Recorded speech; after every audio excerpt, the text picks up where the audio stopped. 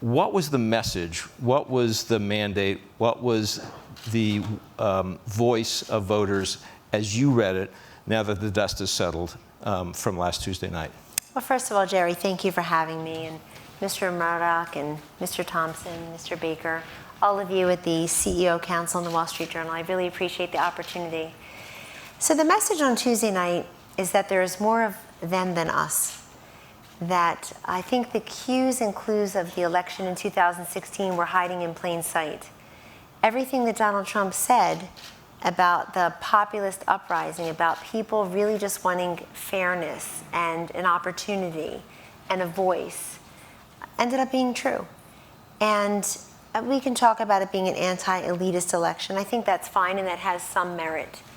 But at its very core, people were talking about security. It could be security from terrorism, national security, but it's also healthcare security, economic security.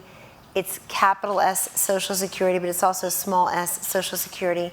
Donald Trump was out there going to states like Pennsylvania and New Hampshire talking about opioid use, and in Ohio talking about opioid use. That's a different kind of insecurity that was fairly new to our communities.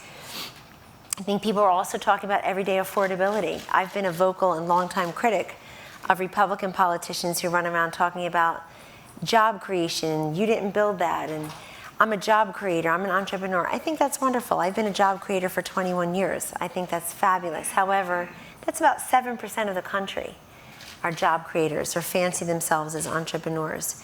There's another 7% that are the job seekers, the unemployed or so, 7% or so. But the vast majority of households are neither job creators nor job seekers. They are job holders. And Donald Trump gave voice to the job holders, the people, Jerry, in this country who say, gosh, when my grandfather had a job, or your grandfather had a job, it was enough to support the whole family. We have 2, 3 jobs in the household, and we're white-knuckled at the end of each month trying to figure out how to pay the rent or the mortgage or the tuition or the school voucher, the student loan payment, the food and the fuel. And I think he gave voice to those folks who are just trying to meet everyday needs and have a fair shake. People were also talking about fairness. I think that Hillary Clinton's campaign was about equality, and and a lot of this country, of course, we cherish equality. It's enshrined in our Constitution and our other laws. But most people are talking about fairness, which is different.